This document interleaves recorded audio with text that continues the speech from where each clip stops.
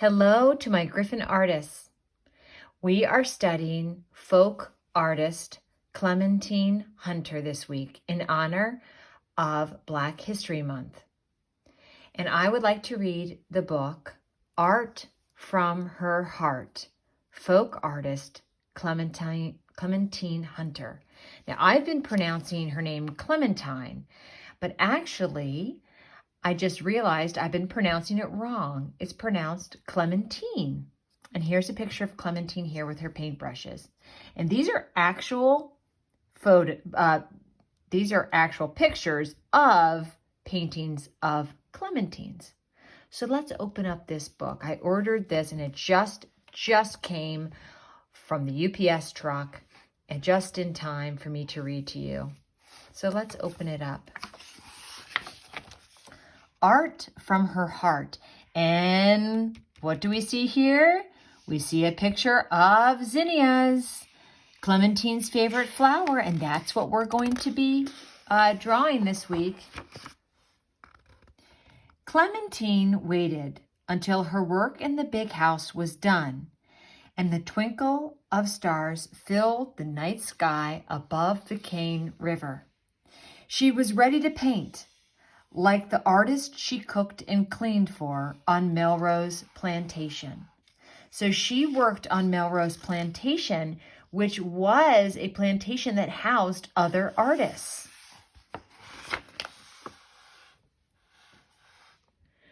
But she didn't wait for the perfect set of paints and canvas. She used the leftovers the artist gave her. Instead of canvases, she used window shades, glass bottles, black iron skillets, and old boards, whatever she could find. In the middle of her 100 years, Clementine Hunter had decided to paint. So remember I said that she didn't start painting until she was in her 50s? So she must have lived to have been 100.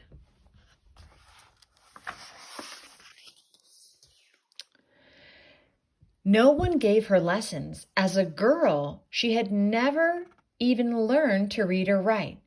Clementine didn't like school and soon quit. She told her mama she'd rather pick corn. And there she is, picking corn. She was the oldest, but the smallest of 6 brothers and sisters. Her nickname was T-Bay, from the French words for little baby. She called herself Clementine when she was old enough to pick flowers and haul them home in a cart. When Clementine decided to paint pictures, she didn't wait for the perfect art studio. While everyone was sleeping, she created bright-colored images in the dim kerosene light of a small cabin. Do you know what kerosene is? A kerosene light is a flame light that is kerosene oil people put in a lantern like that. It's an old-fashioned way. This is how, before people had, or when people didn't have electricity, they would use kerosene lights. She didn't wait to travel and seek inspiration in foreign lands. She drew the pictures in her memory, scenes of life on Melrose Plantation.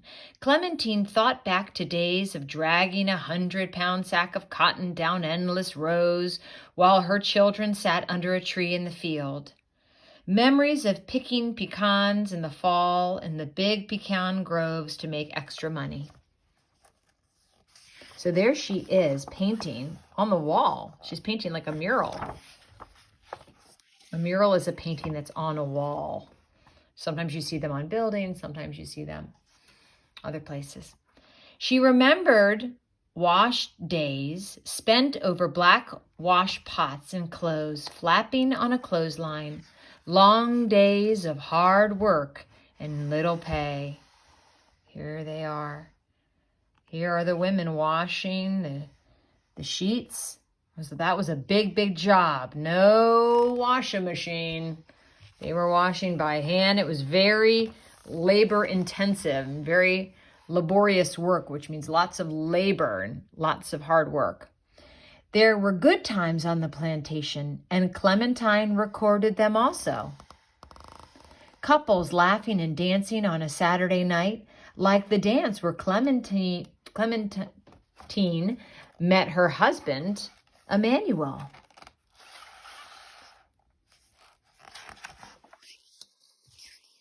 Simple joys, like scattering feed to a flock of hungry chickens. You will see a lot of chickens in Clementine's work. She really featured a lot of chickens, I would say more than any other animal.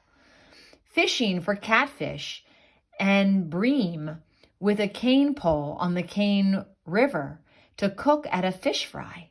Clementine enjoyed fishing at the river with her grandson, but she always fished from the bank. She didn't like getting in boats.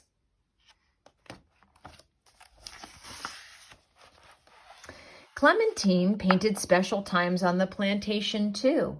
Pictures of a couple on their wedding day, graduates waiting in line for their diplomas, a paper that Clementine didn't receive until the end of her years, and children in white robes, ready for their baptism in the Cane River. Her grandchildren walked into the water for their baptism, happy days that Clementine loved to paint.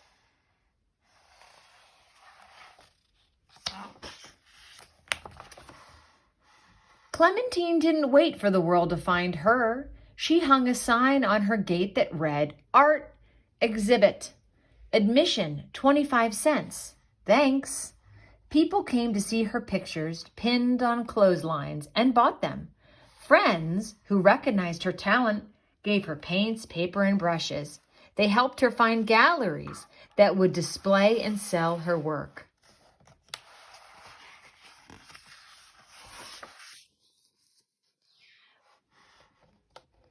Years later, people lined up to see her artwork at a big museum in New Orleans, Louisiana.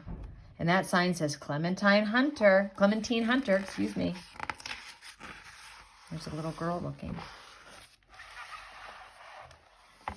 Another gallery proudly displayed her work, but refused to let her in the front door. She had to wait until after hours to enjoy her own pictures on display.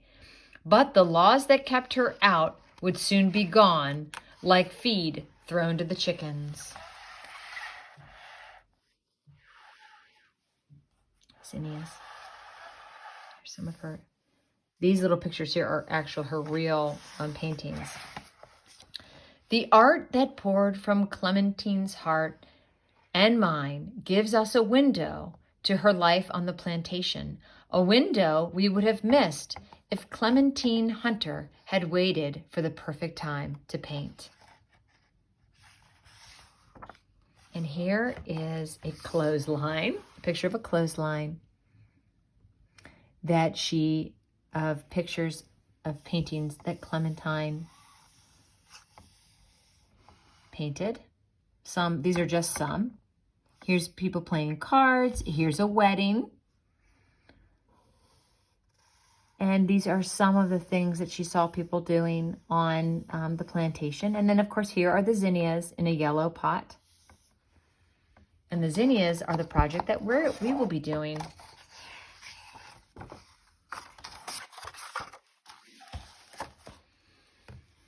I find Clementine's story very inspiring. I think that she wanted to create and she wanted to paint and she found a way to do it. And I think that we can learn a lot from that. That when we want to create, we'll find a way. There's a little saying called, where there's a will, there's a way. That means when you really want to do something, you can make it happen. And I'm so glad that Clementine was inspired to paint, and I'm so glad that she took the opportunity to paint, even if it was on, not the right canvas and things like that. But she knew that she had this in her heart, and she knew she wanted to be an artist. She knew she wanted to paint and tell stories with her pictures, and I'm so glad that she did. I hope you enjoyed this book, and I hope you enjoyed learning about Clementine Hunter. I know that I am so happy that I had a chance to learn about her. And I can't wait to see your zinnia drawings. If you haven't watched the second video, go ahead and do that now. And if you already watched the zinnia video and you're watching this after, make sure you put your name on your zinnia picture and bring it in, because I would love to see it and hang it up. Go Griffins!